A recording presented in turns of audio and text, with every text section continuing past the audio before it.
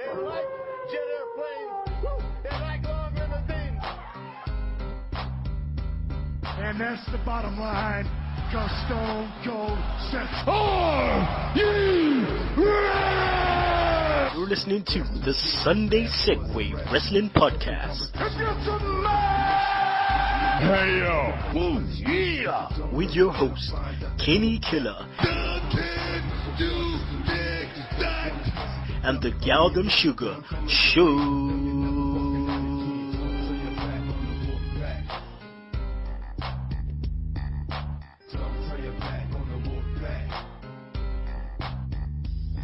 Hello everyone and welcome to the Sunday Segue Wrestling Podcast. It is Sunday, it's episode 38 and I am the man of the hour too, so weak to be sour, the one man with no Instagram, Kinny Killa. And you know I'm always kicking it with the hashtag tech guy, the wash one himself, the Galdem Sugar Shugs. Yo, yo, yo. Yo, yo, yo. And we have the return of our Yorkshire brother, James Powers. Hello. Now people, we were meant to have King Bingus, but he went to the well a bit too much last night. Got a little bit, he abused the alcohol, shall I say, or the alcohol abused him. No wonder they call him the beer drinking, gold dust hating, biscuit throwing son of a gun for no reason. So yeah, he's not going to be here today. Hopefully we can get him on next week. But we have James Power, so it's all good. It's all good. The SLAMMYS was this week, and yeah, we're gonna go through Raw. The SLAMMYS, or as James likes to call them, the Riggies. So Shugs, how you doing? Did you play football? Yeah, man, and we won. Brap. It was our first home win of the season, and it was our first clean sheet of the season. So we won 1-0. We're shutting up shop. We're going that old Tony Pulis route. We're just, you know, making things tight at the back. Mm-hmm. Does that make it 2 wins all season? 2 wins all season. He's keeping track. Well done. He knows his stuff. So we've got seven league points. Okay. Wow. So you know we're heading in the right direction. We got 7 out of the last 12. So we'll forget about what went before. Yeah. The season started 2 weeks ago. Oh God, James, how you doing, brother? You all good? Just a bit tired, but I'm good. Yeah, done the night shift. Somebody's got it. Yeah. You ready for Christmas? I am working Christmas Day, but well. Oh, okay. Wow. I had the choice: Christmas Day on days or New Year's Eve on nights. Lesser 2 evils. Yeah, for real. Boy, but you know, too legit to quit. You gotta go. You gotta get that money, man. So I know how you feel, brother. I know how you feel. Kenny, you don't even celebrate Christmas, do you? Listen, I got a compromise. I got a compromise, bruv. That's what. Exactly. Yeah. You got a youth. So yeah. You can't force your religious beliefs on your picnic. So. No. I'm not. Don't get. I got a tree, bruv. I got a tree. Good. I seen your tree. Don't worry, man. I know you've been on Instagram. Exactly. Yeah. I think you're gonna have to change your Instagram to say the no Twitter fan who lives vicariously through his gal. Because you know you're on there every day. I'm not on where? On your Mrs. Twittergram. No, Instagram. That's not me, bruv. Instagram. That's not me. That's her. That's not me. That's her. She got Instagram. I don't. If I see your face, that's you. But yeah, you know, I got a compromise. Obviously, well, people don't know. I never celebrated Christmas growing up. Yeah, but I don't want my son to do that. I want my son to celebrate Christmas. So my missus celebrates Christmas. So what a guy. I got a compromise. We got a tree. It's fake because I'm not on the real thing. So yeah, we got some lights. You know, so I got to do the biz.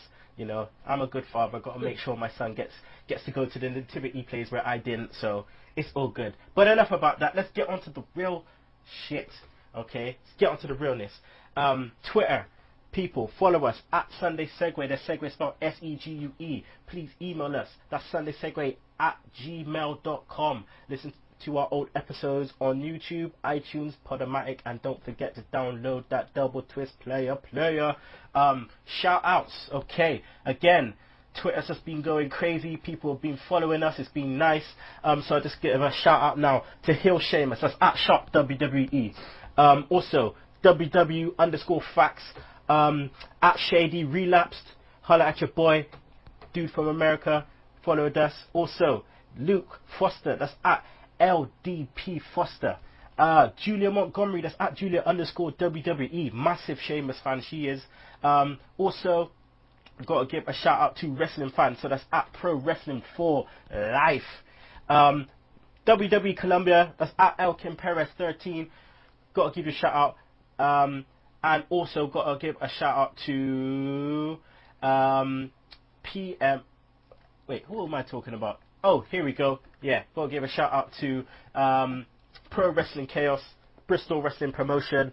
Holler at your boy. Okay, so Shugs, any shout outs? I haven't even read it, so no. Okay, James, you want to give out any shout outs to your peoples?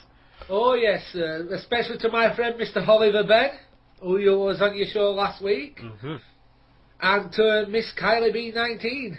Kylie B19, there you go, you got your shout out, girl. We are next week going to be joined by Ollie again, also with James Powers, so got to big up Ollie, he'll be back. And there we go, let's just go into Raw. Let's go into the SLAMMYS. So what we're going to do, we're just going to go through the matches, and then we're going to go through the SLAMMY Awards, and we'll hit up the Ascension ceremony at the end. Alright, so let's go through it. Match 1, we saw Daniel Bryan versus Fandango. Shugs, the show starts with the hometown boy, Daniel Bryan. You know, hometown boy, even though Aberdeen, Washington is like 3 hours drive away from Seattle. And the crowd lose their shit, bruv. Yeah, I suppose it's like, it's the closest place, you know, to where he's going to wrestle. I think he's going to be able to wrestle in Aberdeen, Washington. So, you know, that's his home crowd. And, you know, they just went fucking nuts, really, you know? Yeah, they just, every time, you know, they saw him, because it wasn't the first time we were going to be seeing him during the show, he just went fucking nuts. Like, they loved it. Couldn't get enough. Well, that's what I mean, man. Daniel Bryan, it was sure to be his night. So we had a quick match, James, where Bryan wins with a running knee. I suppose they haven't got a name for that yet, have they? I don't think they've got a name for it, but I do feel for it he's having to have the opening match in his own town. Yeah. Well, like I just said, it was obviously clear from the start that Daniel Bryan was going to be his night. I mean, after the match, Wyatts come out. Where are they going with this, you know? Is Bryan actually going to join them? I don't actually think he will end up joining them. I think it's they're trying to put across the adversity of it, that he can stand on his own.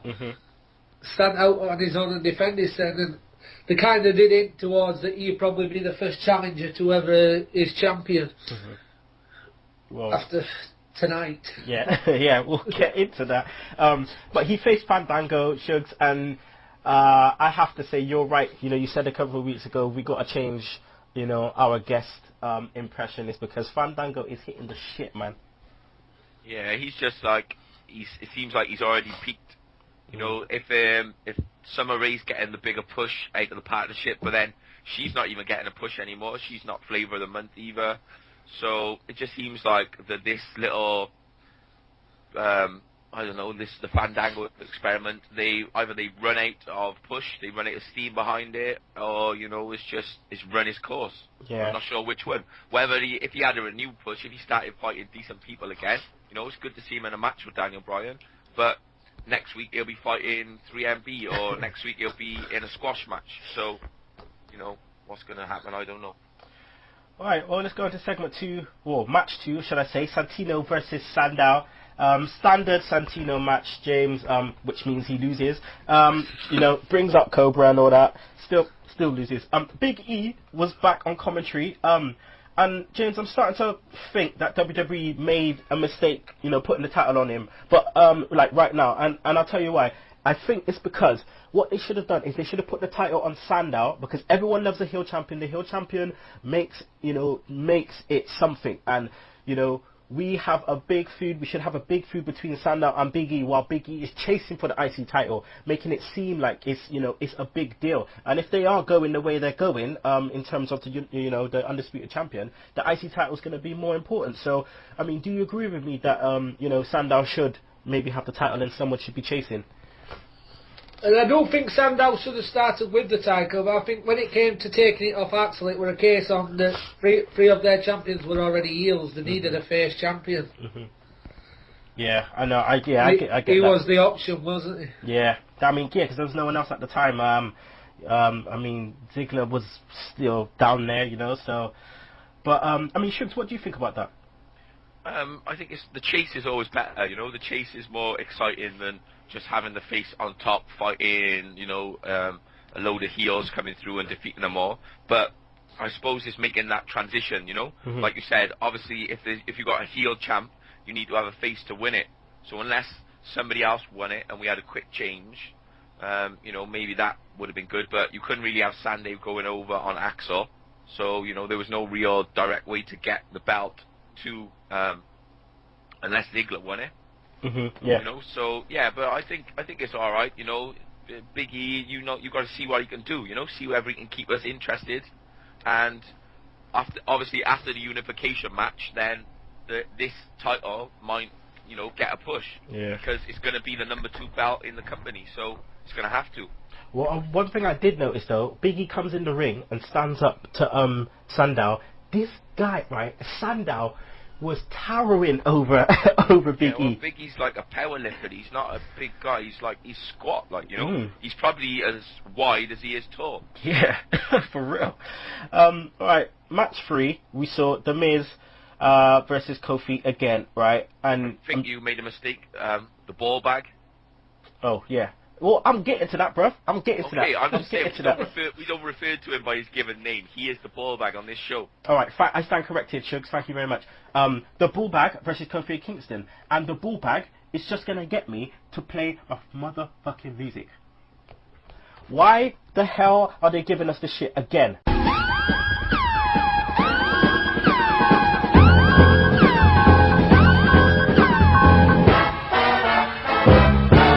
Okay, it would make sense if there was a story around it, if there was some kind of feud, but there's not. They've given us no story. Oh, they're competitive. Fuck, if you wasn't competitive, you wouldn't be in the WWE in the first place. What kind of dumbness is this? If you don't know what to do with them, just keep them off my TV until you do. Simple as. And I'm not talking about anything else, because it's the same match that we've seen for the last 2 weeks, and at the end of it, someone slapped someone gives someone the mic check or the skull crushing finale or the Thunder in Paradise or whatever you want to call it. Right? So just end that there. Go on to match 4. Rey Mysterio, Big Show, CodyDust versus Real Americans and Ryback and Axel. Shugs. Ryback, what the fuck? Amazing. Amazing. Ryback's are like, you know, just get 2 words and just fucking cram them together. And if they don't fit, make one up. Fucking Ryback's. I'm just waiting for them to just mesh their tunes together. Oh, man. The Jim Johnston 1.1. Hey, talk about Jim Johnston. James, I'm hearing that there's going to be a WWE The Music CD, DVD with behind the scenes with Jim Johnston. It comes to a point that man, he's made some seriously great tunes. It makes you wonder why he's actually writing for professional stars. Yeah, writing. Sorry, Chuck. Yeah, no, I think it'll be good. I heard like Waiting and John Pollock were talking about it, and I just, if they do it properly, so if it's like the CM Punk documentary, you know, if it's like a proper documentary and they show his first tunes and they go through, not just, this is the fucking Honky Tonk Man's music, this is fucking, I don't know, some shit fucking Kamala the Butcher or whatever, I don't know, this is his music, and, you know, it goes through and shows you the process, speaks to the stars, you know, if they make a proper DVD, I think it'd be really good. Yeah, I would love to like see you said, he's made some proper, you know, all-time classics. Yeah. My all-time classic is the Fabulous Rougeau Brothers. All American Boys. I love that tune. But people, in 2014, make sure you watch out for Name That Tune, Name That Entrance Tune, which is going to be a part of the Sunday Segue schedule. So just watch out for that. You get me? We're working on it. It will be there. So let's just carry on with match 4. Rey Mysterio still looks injured, James. Why did they rush him back? With Rey Mysterio, I think it was a case of they needed somebody to fill that void, and rather than promote somebody who actually deserves it, like maybe Zack Ryder, Tyson Kidd, or just let's fetch the old hat back. It's the same old guard for 11 years. They're relying on the same 10, 11 superstars. overall near enough going to be 18-14 next 2 or 3 years. I mean, another thing with Ray is like, okay, you bring him back, but he hasn't done anything. The crowd have been lukewarm. The kids haven't really been shouting for him, you know? Yeah, he sells the merch, but he'll sell the merch whether he's on TV or not. It's like, the guy's come back and he's done nothing. I mean, Shugs, what did you think of the match, though, overall? I just think that, like you said, Mysterio, he's not really doing anything, is he? Why is he on TV? Like, if they need that lucha and they need that one for the kids, they've already brought back Sin Cara.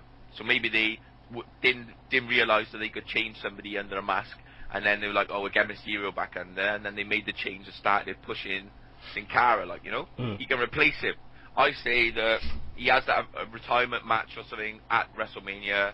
The mask versus the mask, and then they just get rid of the fucker and just take off his mask. Yeah, and get Sin Cara, and he's the new Rey Mysterio. a bit like John Cena and The Rock, you know. Yeah. They make the pass the torch, the lucha torch, and then he's got it. Well, I'm hearing that Rey Mysterio has asked WWE to look at a guy called Basia 666. And his dad is like, you know, he's a famous wrestler as well. He also had the 666 at the end of his name. And it looks like he's asked him to come in to do the tryouts because he thinks that maybe he's the guy to take over from Rey Mysterio. So, you know, he could be trying a transition thing there. Yeah. Alright, well, match 5, which was Sin Hunico versus Del Rio. I'm just going to call him that for now. Sin Hunico versus Del Rio. Okay, James, it's all good bringing Hunico back, but he looked like he was blowing up, man. Yeah, any die-hard wrestling fan's going to know what is under mask. It's not going to fool many people, is it? And to me, they're using that man as Del Rio's made it clear that he's wanted time off TV for a good 1 while now. So why not just let Shield attack Del Rio? Stick him off it. But then he'd come back babyface, though, wouldn't he? No, I don't think Del Rio's one of them who don't work as either. He's like the Miz. He needs a middle ground. Yeah. He can't be either. He can't work either correctly. I mean, we get near the end of the match and Sin Cara does a top rope powerbomb, okay, and then a swanton, which he missed for the win. Apparently, Del Rio got a concussion from that powerbomb, Shugs. A concussion? Yeah. Yeah, it looked horrible off the top rope. Yeah. You've seen his head like bounce off the floor, and yeah, it did look pretty nasty, to be honest. And I think the fucking, I don't know. And then on Smackdown, they just showed the same match again. So you know, he must be out for a while. So if he wanted a day off, he's got a few days off now because his head got smashed into the canvas. Shugs, thanks for the link. Rastafari. That's all I can say. James, brother, you might want to check that link out, my friend, if you haven't already. Let's have a look. Shugs, Del Rio loses again. Any ideas, you know, what they could be planning for him? I mean, James has just said that. Just take him away. Take him away. Give him a. Yeah, I think he's earned a rest. You know, he's earned a break. He did get injured a while back, didn't he? And he had a few weeks off TV, or maybe a month off TV, but he hasn't had a sustained break.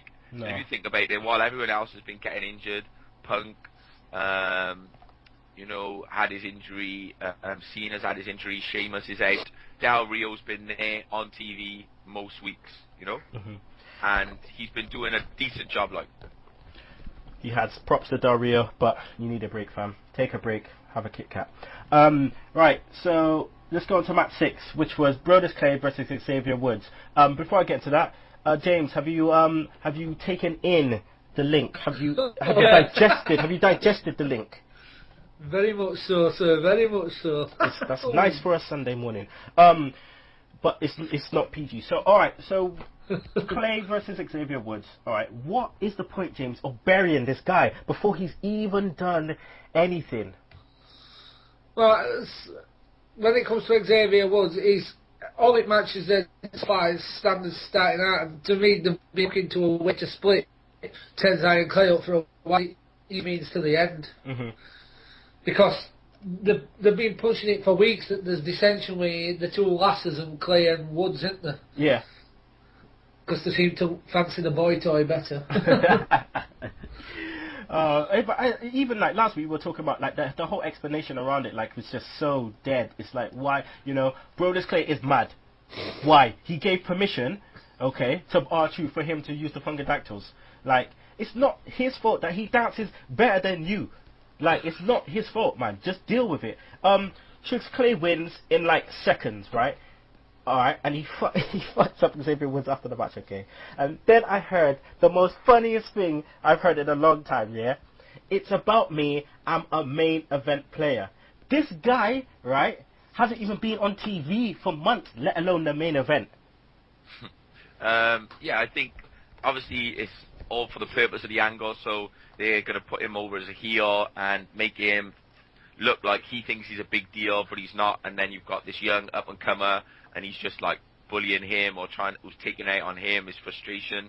So I think it'll be good for Brodus Clay. We need some monster heels, you know? Tensai, it didn't work. They brought him in, give him that big push. It didn't work. So maybe Brodus Clay, like, you know? Yeah. Somebody who's their own creation, really. I want him to adapt something into his character, like just put him guys through tables. Just do it. Like just first start with Tensai. Or Xavier Woods, just dash it through a table, then fight Tensai, get disqualified, dash it through a table. Let's just see the heel Brodus Clay. I mean proper heel Brodus Clay. Like, let's just see it, man. Come on. Right, match number 7, which was Punk versus Ambrose. Oh man, James, Punk just looks like he needs a proper rest. He looks fucked, man. Oh yeah, definitely. As you know, I'm a CM Punk fan through and through. He clearly hurt him before the match started. Mm-hmm. Yeah, he didn't look yeah, man, he didn't look right, man. But your thoughts on the match though, because it was quite a good match, wasn't it? It was an absolute epic match, and I actually love the fact that the two workhorses who can work in ring together, and Dean Ambrose still managed to get a bit of dissension in with other two members at Shield while we were in the middle of the match. Mm. It was, yeah. I mean, when you look at it, yeah. Ambrose, I mean, Punk could have a match with any of them. The one I want to see is, Roman Reigns. I want to see him in the ring, a little bit more. But yeah, we're just gonna have to wait and see with that one. But the Shield teases, more beef, Sugs. Should they keep the tease at this pace? Yeah, I think so. Like slow, just like little bits, like little looks, little glances and little bits of like disrespect or whatever. And then, we have something where somebody snaps and then they just have the actual breakup. Yeah. Not just, we're breaking up, Something that's a slow build, like they've done with the Shield really this whole time. Yeah. I love the Batista turn. That turn was just nice. It built so nicely. Oh yeah, I just hope I see something like that again. James, was you going to say something, brother? Oh, I just think it'd be wrong to split Shield up before they collide with Wyatts, because that'd be epic against the Wyatts. That would be nice. I mean, imagine Royal Rumble, right? All 6 of them in the ring. Exactly, free for all. Let's go. Yeah. Oh god. Okay.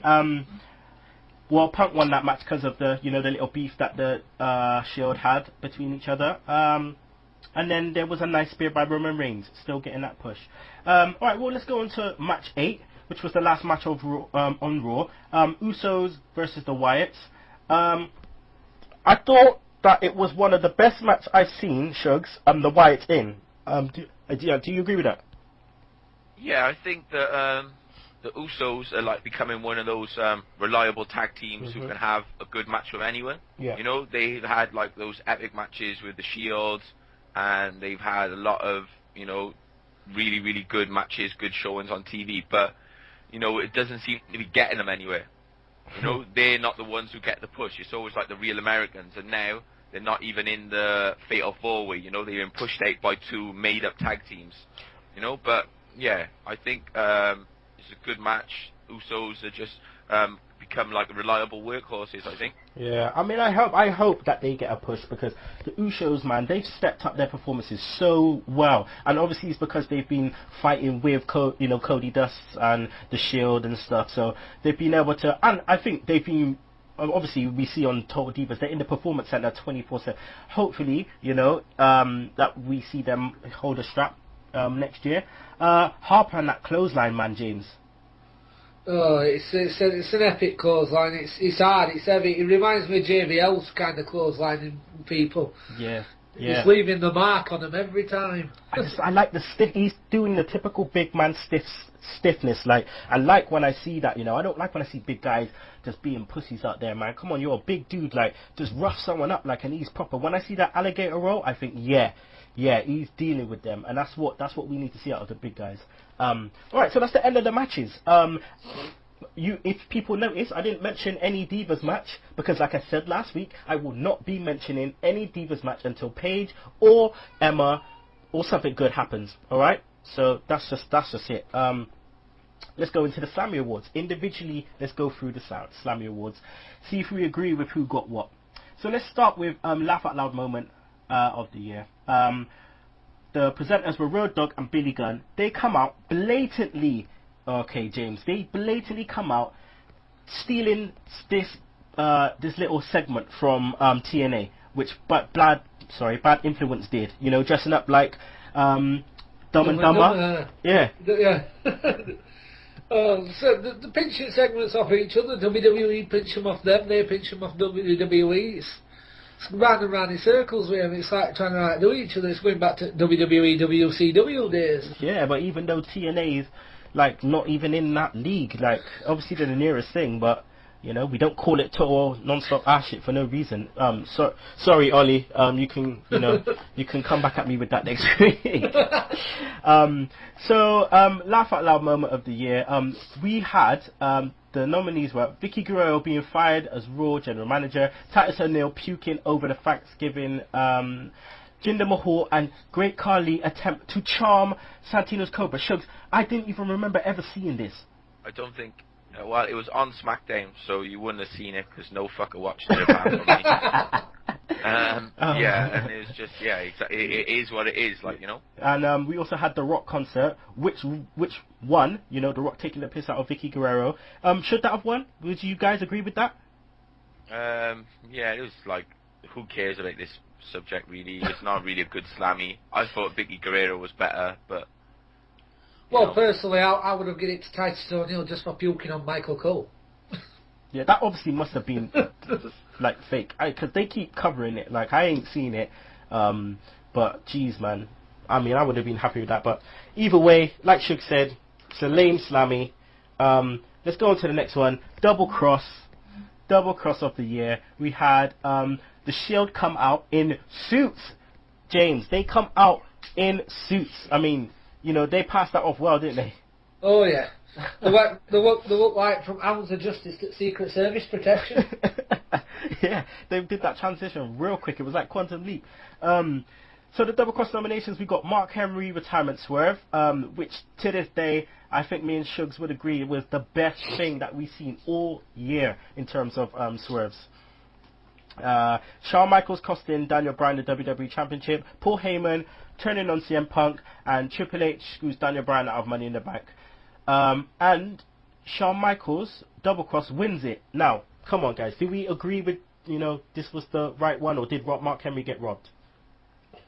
Yeah, I think Mark Henry got robbed because that was like one of the best things of the whole year, you know. Yeah, what has been better than that on WWE TV this year? Never mind fucking Swerve of the Year. Just what segment has been better than that? There you go. Nothing. Other than the fact Mark Henry comes back looking like Rick Ross, nothing. So he takes that down. Then we go on to Diva of the Year. Okay. Eve Torres comes out. Silence. Crickets. People were just like, wait, who? Eve Torres? She only left like not too long ago.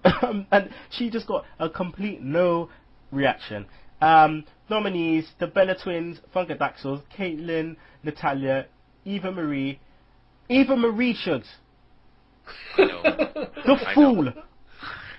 Exactly. What the? She's not even worth the rap music. She's not even worth it. This fool. What happened to JoJo? This girl don't even get a sniff of nothing. But yet Eva Marie is on Diva of the Year. Girl, you ain't done nothing. What have you done? Nothing. Just like Janet Jackson says, what have you done for me lately? Nothing. Jeez. Anyway, The Bella Twins win it. The Bella Twins win it. AJ was in one of those nominations. The Bella Twins win it, James. Travesty. To me, that is the one and only reason that I called it the rig. Is it's 100% clear that that was rigged, because no WWE fan, any WWE fan in the world will stand up and say that anybody other than AJ deserved that for her performance this year. I mean, Nikki's not been about. Brie, she's been doing her own thing, trying to shout to the crowd, getting nothing. AJ comes out, did the pipe bomb, gets cheered. And what? She doesn't win a Slammy? Bun you straight. That's just definitely riggies. Right, next we got the Superstar of the Year award, and it was Shawn Michaels presenting it. And the nominees were Brock Lesnar, CM Punk, Big Show, Daniel Bryan, Orton, John Cena. And obviously, the winner was Daniel Bryan. I mean, Shugs, the tension between Daniel Bryan and Shawn Michaels looked so funny. Yeah, well, just like the overly long handshake by Shawn Michaels, you know. I was just like, yeah, like Shawn Michaels just basically, whenever he's on TV now, he just does what he wants, don't he? Does it however he wants, exactly what he wants. And I suppose it's just quite funny, man, just seeing him on TV. They made him have a shave and stuff when he's on TV now, and he had his suit on, you know. But HB Shizzle. Exactly. There you go. Say no more. HB fucking Shizzle. Daniel Bryan, man, he just got so much love, you know, so much love. Even if the Slammies was not in Washington, he would have got so much love anyway.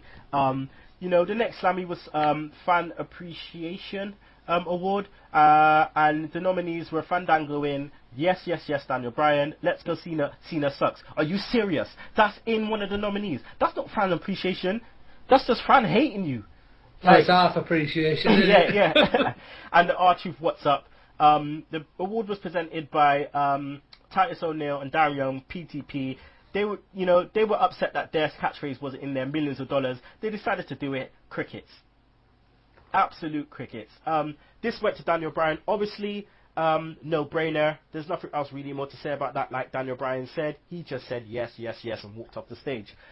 Next, we have Insult of the Year. Bullbag comes out, just bullbagging it up as usual. Nominees: AJ, Diva Pipe Bomb, Zeb Coulter insults everyone, Paul Heyman trashes CM Punk, and Stephanie McMahon degrades Big Show.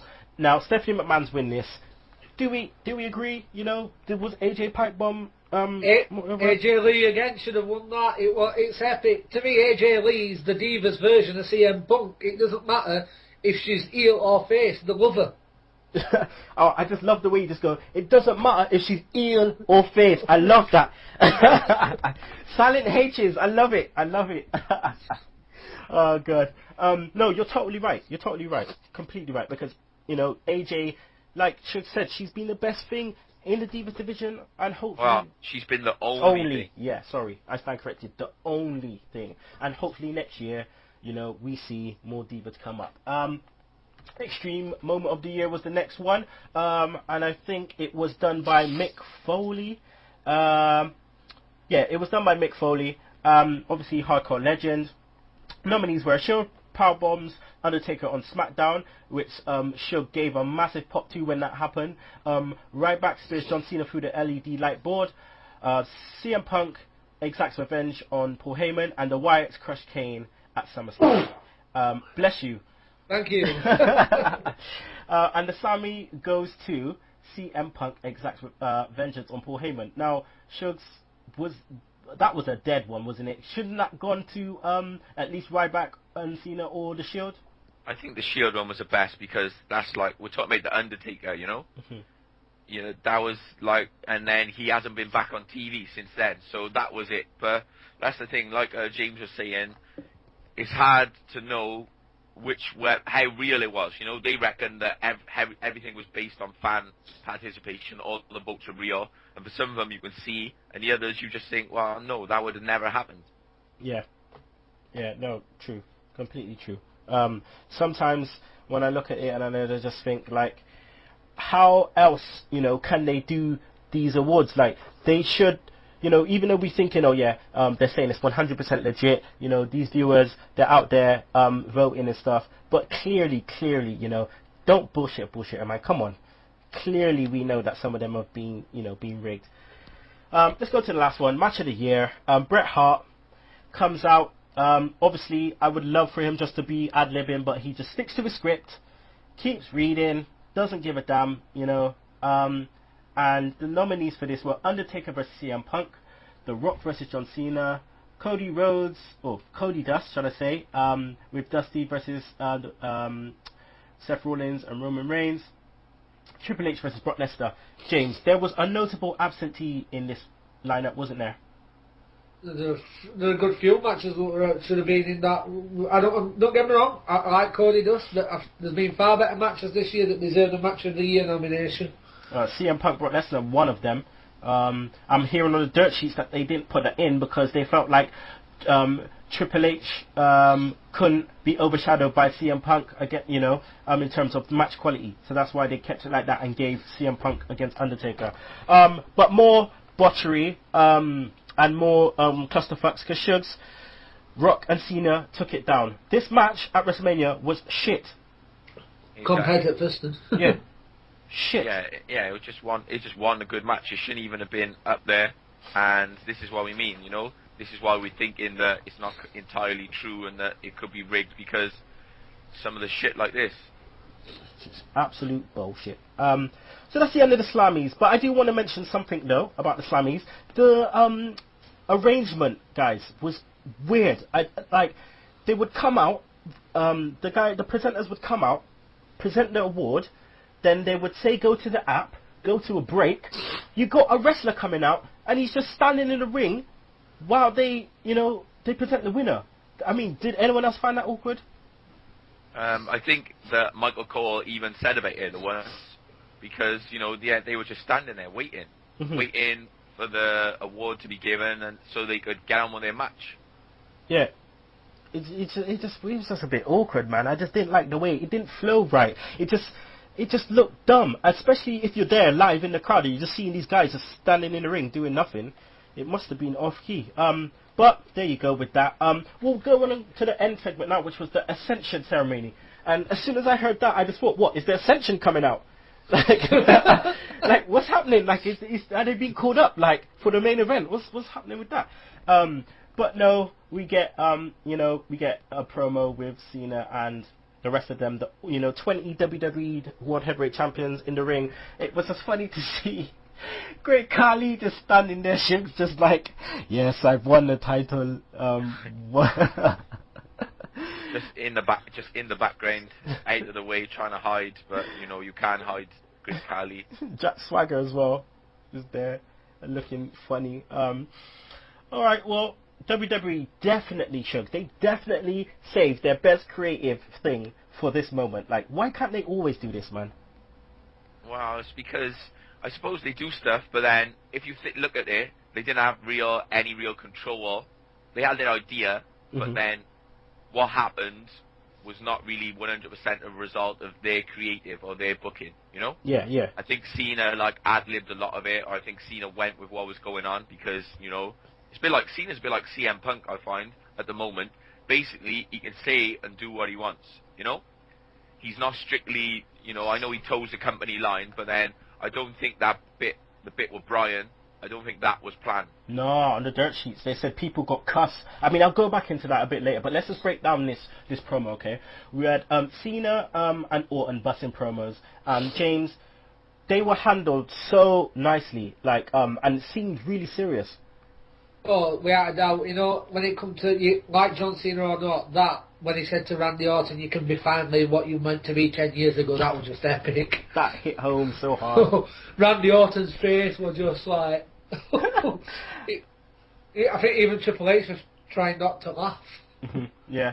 I mean, now the fans, obviously, within this, Triple H, Shugsy was going on trying to talk while the fans were just being epic. The fans made their case for who should be on top. Bryan ruled the night completely. Now, will they actually listen? Well, we know that they want to decide. They don't want us to decide. We know this with all these Miz face and heel turns and all these other things that are happening. We know that they want to tell us who our favourites are. They don't want us to decide, so maybe not. Maybe they're just going to fucking bury him.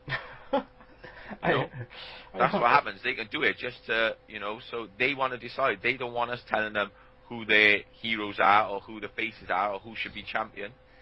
Yeah, I know. But they have, it's half their fault because they have built up Daniel Bryan to where he is right now. You give him to us, you give this storyline, you know, and the belief that this guy who we know deserves the title, you know, is winning it, and then you just pull it from us. And then, you know, you can't blame the fans. You cannot blame the fans. This guy's been working, like John Cena says, he's been working so hard to get to this point, and hopefully it pays off. I just hope that he gets his WrestleMania moment. So on the dirt sheets, it says that there has been a lot of backstage. There was a lot of backstage verbal action going on as soon as the curtain went down on the show. Randy Orton and CM Punk had words because CM Punk, obviously, he looked like he just did not give a shit. He did not care whatsoever. And then apparently Bret Hart was pissed because Orton went in about, you know, the screw job, and apparently that wasn't said to Bret Hart beforehand. So you can visibly see he tried to play that down, and he looked pissed as well. Then there was words because Daniel Bryan, the segment, obviously, Daniel Bryan overshadowed Triple H, and then Cena broke it, broke the script, and just went off script and just gave the plaudits to Daniel Bryan. Now, I rate Cena for that because that is what should happen. You have to give props where props is due. Okay, you've written a show, but at the end of the day, you know, the fans are chanting his name. You have to acknowledge it. It's like Cena ain't Hulk Hogan, yeah? Cena has never tried to hold anyone down or hold anyone back. You know, if you look at the backstage politics and you look at, he's been placed on top, but like he said, he's never not fought anyone. He might have gone over on him, but he's never stopped anyone who's had their push, you know, or kept people back. Exactly.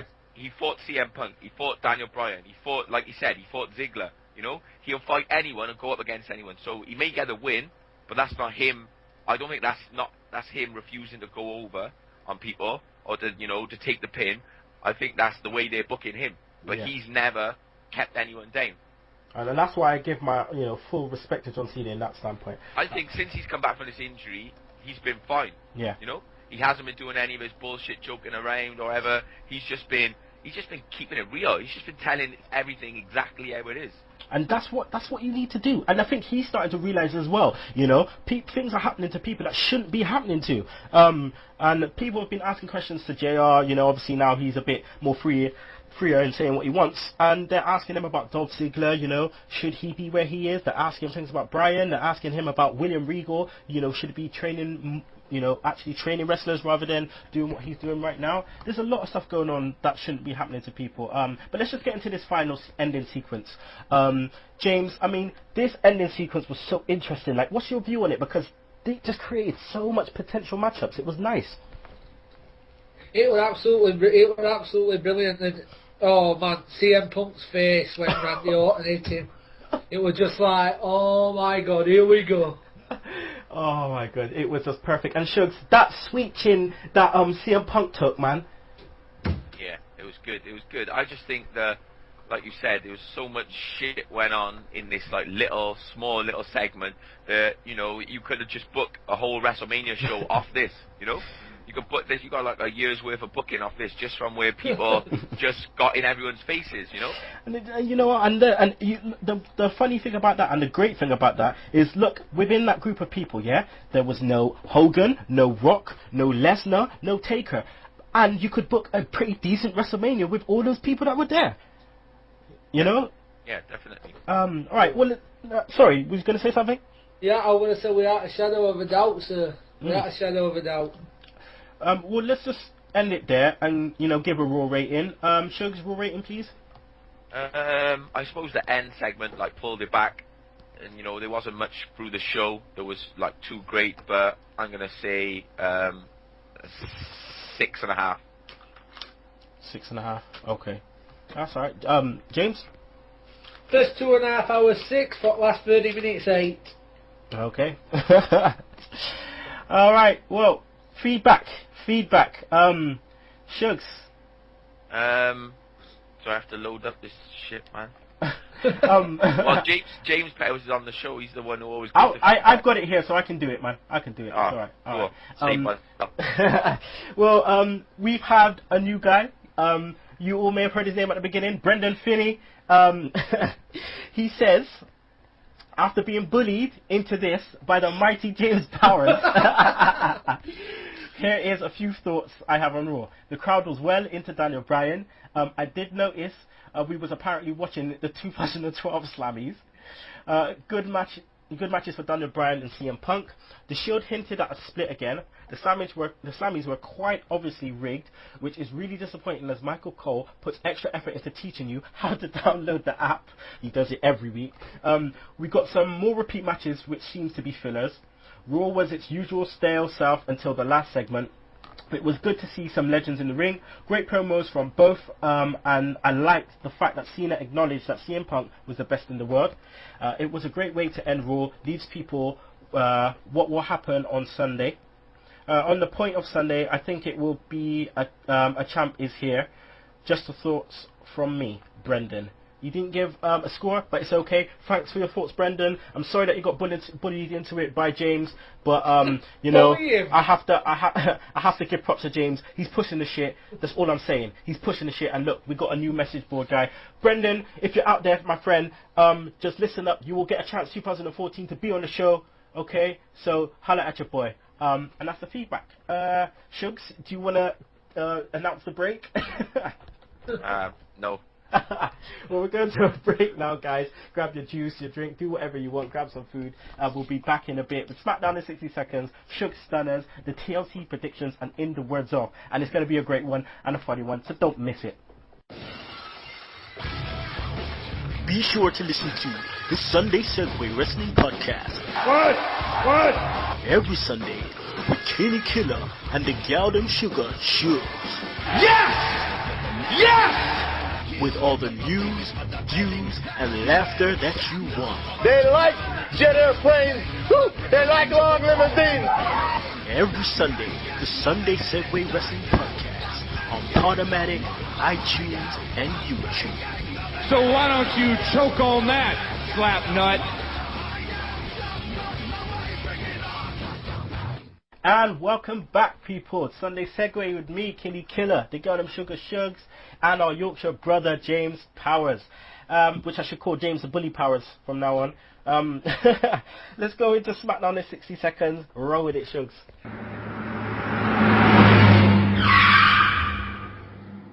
Okay, so Daniel Bryan versus Eric Rowan with a Wyatt family by the side. We get a good match, and then we get Harper and Rowan attack Bryan as Bray goes to sit back down in his seat after he was chatting some shit. But Bryan escapes and then hits a flying knee to Bray Wyatt in the chair, which looks awesome. They got an awesome still of it on WWE.com. So Bryan wins by disqualification. We get the Rhodes against the Real Americans. Cody and Goldust, they have some good matches with these two. But this time, the Real Americans get over with the awesome looking uppercut from the Cesaro. Looks like he just took Cody's head off. We get Mark Henry against Damian Sandow, Big E on commentary. Sandow tries to leave, and Big E throws him back in the ring, and then Mark Henry actually wins by countout, which is a shit match. Bella Twins, AJ Lee and Tamina. We get Black Widow on fucking Brie, and she taps the fuck out. Hopefully she's like broke a leg or broke an arm or something like that. Cena comes out and does like a typical Cena promo with the belts above the ring. Then we get the Shield with Ambrose against the Usos, and then Rollins hits he tries to hit the GTS, mocking Punk, and hits the knee into a spear.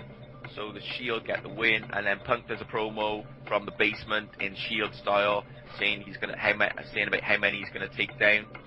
We get a big show with Rey Mysterio against Ryback, and you know, Big Show beats Ryback. Who fucking cares? And then at the end, we get the end of the show is basically just an ordered apology. Nothing actually happens.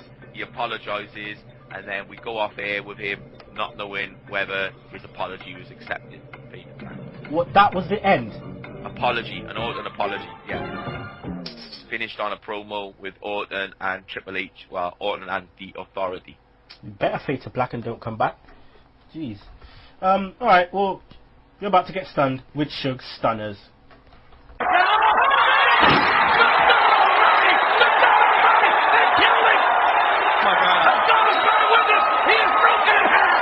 Okay, so, Jobber of the Week. Do you know my Jobber of the Week is going to be AJ Lee. Oh, she jobbed out at the SLAMMYS. Oh, She dropped out at the SLAMMYS. She's been on top of the Divas division all year, and then she had to lose. She had to go down to Diva of the Year to the fucking Bellas. What the fuck? Oh, God. Jobber of the Week, AJ Lee. Move of the Week is going to be from Smackdown, a rare appearance from Smackdown, and it is the flying knee to Bray Wyatt in the chair. If you haven't seen it, see if you can look at it, because still on WWE, that knee is just jammed up in Bray Wyatt's face. And then we got the rest of the week. It can only be Daniel Bryan. You know, he cleaned up at the SLAMMYS. He's looking good going into TLC, and we don't know how he's going to be pushed, what the WWE are going to do with him, but we know that the fans love him. There you go. You heard it. My man D. Bryan. Right, people, it's TLC tonight. So, let's go into the TLC predictions. Sugs, have you got the spreadsheet up? It's up, brother. It's up. There you go. That's what I like to hear. Right, so, kickoff. Fandango versus Ziggler. Who is taking this down, Sugs? Do we care? That's the first thing. No. James? It's kickoff. Well, I'll put, really don't care for it, but Ziggy. Ziggy. Does anyone take the time to watch a kickoff? No. Oh, I know. Actually, I do watch it. Like when I watch, when I stream it back, obviously the next day. Okay, so when they put it the next day, can you just watch the kickoff match on YouTube, or does it only show when it's live? I don't know. I just watch it on watchwrestling.net. Okay. Yeah, this shit. I'm gonna say, yeah, Ziggler. I can't see Fandango winning any matches for a while. Well, he won't be wrestling for a while if he keeps doing that damn leg drop. Yeah. Oh yeah, I'm saying Ziggler as well. Okay. Next we have Big E versus Sandow for the IC title. James. Big E. Big E. Can't see him taking it off him yet. I also say Big E. Shugs. Big E. Okay. Next we have AJ versus Natalya. I'm gonna go with AJ. Shugs. I got a feeling Natalya might win, but I'm gonna go. Well, yeah, I'm gonna go with Natalya. Natalya. Okay. James, did he give one? What? AJ Lee, sir. AJ Lee. James, what? I was just looking at that page. Oh, good. Oh, good. You need to get away from that page, bro. Okay, Bryan versus Wyatts. I just don't see, booking-wise, how Daniel Bryan can win. Yeah. But, you know, I suppose he could win by, well, he can't even win by DQ, can he? No, because it's 3-on-1. What, you know? Unless they all get in the match and attack him. Yeah, that's a thought. Yeah, so I'm going to change mine to Bryan by DQ. Okay, James? Wyatt family. Yeah, I'm also saying Wyatts. CodyDust versus, well, yeah, they announced the Fatal 4-Way for the tag title. So CodyDust versus Real Americans versus Show and Rey Mysterio versus Ryback. James, who are you picking? CodyDust. I am also going CodyDust. Shugs? I'm going Real Americans. I was going to go with that, but then I thought I'm going to go with CodyDust because obviously they're planning some kind of Cesaro return. So, but Real Americans, okay, I like it.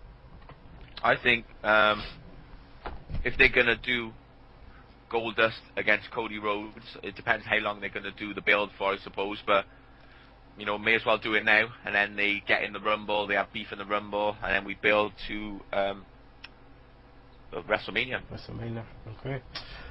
Next we have Punk versus Shield. I'm going for Punk. You're going to do with some more Shield teasing. James? I've got CM Punk as well, after Shield implodes on themselves. Shugs? Yeah, I'm gonna go with Punk as well. I can see, you know, like maybe a big spear getting hit on Ambrose, Ooh. and then Punk pins Ambrose, something like that. I like that. Shugs. And then we go for the main event, Cena versus Orton. I'm going to start with you, Shugs. I'm going for Orton. Yeah. I'm going for Orton because I agree completely with what you said last week. So I'm going with Orton. James. I don't exactly know how, but by the end of the night, Triple H will be the undisputed champion. I don't know exactly how, but it's just otherwise. It's just way Stephanie were wording it on So Raw. we've given you 2 options, and you've chose the 3rd. Yeah, exactly. James, like I said the last time, okay, like I said on the last prediction show, bruv, if you get this right, you have just won all predictions, okay? If you get this right, you have just won all predictions. You agree with that, Shugs? Yeah, well, if you can pull that out of the bag, like, you know, you deserve it all. Okay, alright. Work for WWE. Oh, well, that's the end of the show, people. That is the end of the show. It's been a nice show. You know, I got to thank James, as always, my friend, Yorkshire brother. Thanks for coming on. You'll be on next week with King Ollie, which I am really looking forward to. So, yeah, thanks. You're very welcome, sir. Very welcome. And, you know, I can't do this without the goddamn sugar Shugs. Well, it's been a pleasure as always. A bit hungover, a bit tired, but you know, we made it. We made it. Hopefully this records. And we're going to do In the Words Of. And Shugs is going to love this one because it's In the Words of Vader. And it's In the Words of Vader from No Way Out 1998, Vader versus Kane, mask versus mask match. And hopefully you guys should remember what this is when I start doing it. So this is No Way Out 1998. Shugs, you can find this anywhere, so just write in Vader promo versus Kane, you'll find it. So here we go, In the Words of Vader. Vader, you wanted revenge tonight, but it didn't happen. What happened out there? A man don't usually have no excuses. I came out here tonight to compete, and I got my butt whipped. I made the biggest mistake of my life. I trained, man. Look at me. I'm so big. Maybe Vader time is over. I ain't nothing, man. I ain't nothing but a big piece of dog shit. I ain't nothing but a big fat piece of shit.